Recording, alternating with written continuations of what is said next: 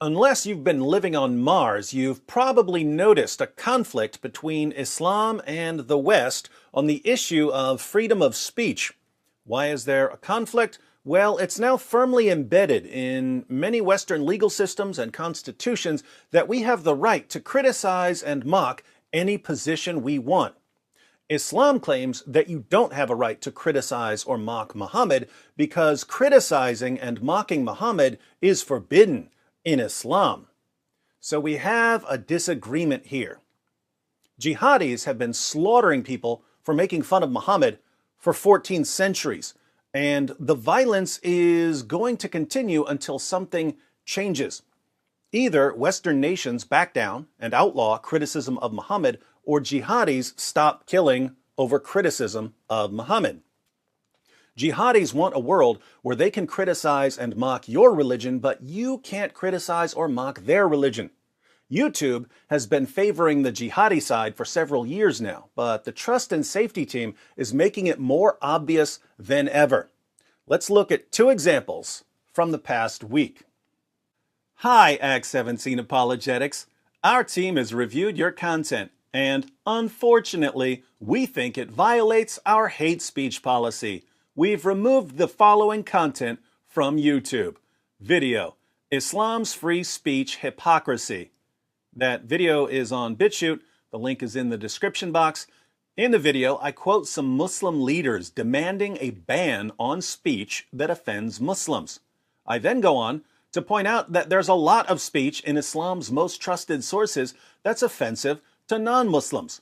I then tell Muslims that if they want to ban offensive speech, they'll need to ban their own book, but that if they don't want to ban their own book, they shouldn't be calling for a ban on offensive speech. According to YouTube, exposing hypocrisy is hate speech. We know that this might be disappointing, but it's important to us that YouTube is a safe place for all. If content breaks our rules, we remove it. If you think we've made a mistake, you can appeal, and we'll take another look. Keep reading for more details. How your content violated the policy. Content glorifying or inciting violence against another person or group of people is not allowed on YouTube. Anyone ever seen or heard me glorify or incite violence against anyone? We also don't allow any content that encourages hatred of another person or group of people based on their membership in a protected group. Anyone ever heard me encourage hatred of another person or group of people based on their membership in a protected group? Some Muslims will say, yes, you criticize our prophet. That's encouraging hatred against us. And therein lies the problem.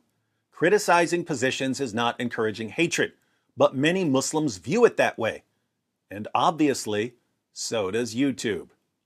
But if a Muslim criticizes or mocks Christianity, somehow that won't be encouraging hatred. YouTube is just as hypocritical as Islam. Notice the other problem here. What is this protected group YouTube refers to? The protected group is Muslims. According to YouTube, Muslims, who make up nearly a quarter of the world's population, are a protected group.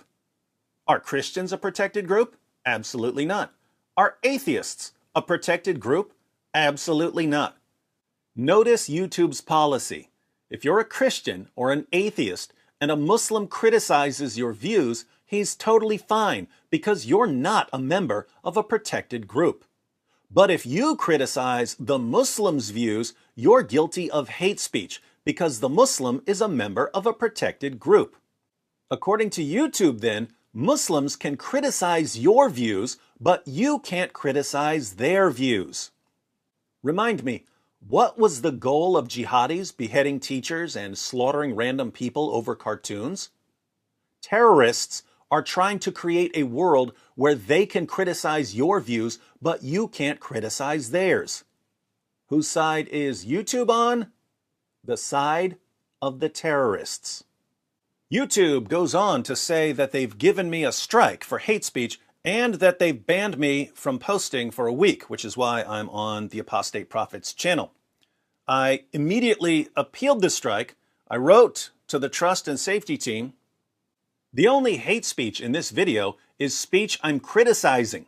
I'm responding to people who are calling on Western governments to outlaw cartoons of Muhammad, and to people who think that violence is appropriate if Western governments do not outlaw cartoons of Muhammad. I point out that if they really believe that offensive speech or mockery should be banned, then their own religious texts should be banned because these texts are offensive to many people. My message is that we shouldn't ban speech simply because it offends someone, and that it's hypocritical to say, ban speech that offends me, but it's okay if my speech offends you. The fact that YouTube is banning my speech because I'm defending consistency and freedom of speech is simply amazing. Pretty straightforward. I checked back about an hour after submitting the appeal, and the appeal had already been rejected. So, if a Muslim demands laws against offensive speech, and you point out that there's offensive speech in the Quran, you are guilty of hate speech, according to the geniuses on the YouTube Trust and Safety team.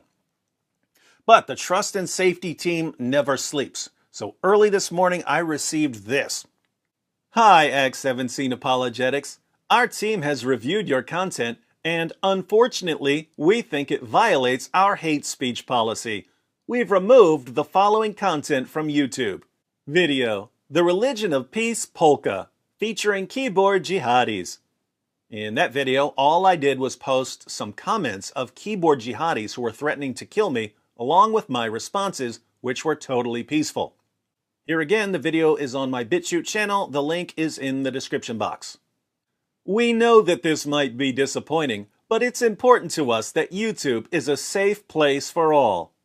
Then shouldn't you be banning the people who are threatening to kill me, and not me, the one who's being targeted by the jihadis and by the Trust and Safety team, two groups that always seem to be on the same side? If content breaks our rules, we remove it. If you think we've made a mistake, you can appeal, and we'll take another look. Keep reading for more details. How your content violated the policy. Content glorifying or inciting violence against another person or group of people is not allowed on YouTube. We also don't allow any content that encourages hatred of another person or group of people based on their membership in a protected group. So now, if a Muslim threatens to kill you on YouTube, and you point out that the Muslim just threatened you, you're guilty of glorifying or inciting violence and encouraging hate against a member of a protected group. According to the YouTube Trust and Safety team, if a Muslim threatens to kill you, you have to keep your mouth shut about it. Because if you draw attention to the death threat, you're encouraging hatred against the Muslim. This is why I deleted my Facebook account. A keyboard jihadi would threaten to kill me. I would take a screenshot and say, hey, look at this guy threatening to kill me. And Facebook would ban me for hate speech. I got sick of it. The people running the Trust and Safety teams of all of the major social media platforms are stupid, evil, and insane. These stupid, evil, insane people control what billions of people can and cannot say. I think that's a bigger problem than jihad. One of the most important things we can do now is expose the bias and hypocrisy and insanity of the platforms. I'd actually love to see YouTube explain the policies it's been enforcing. Unfortunately, YouTube makes it almost impossible to contact anyone who can give you a real answer about anything. The only exception I see is the @Team YouTube page on Twitter. They do answer lots of questions that people send them. Again, my banned videos have been uploaded to BitChute. The links are in the description box. If you'd like YouTube to explain their policies, just send one of the videos to @Team YouTube and ask, why is it hate speech to point out hate speech in someone else's book? Why is it hate speech to point out hypocrisy? Why is it hate speech to inform people about death threats? Why are Muslims a protected group? What are the YouTube privileges of being in a protected group? Why is YouTube siding with terrorists? Why is YouTube protecting and enabling jihadis? Ask some questions like that and see if you get a response. If we can get YouTube to explain their policies, it will be much, much easier to expose the bias of the platform. Exciting times ahead.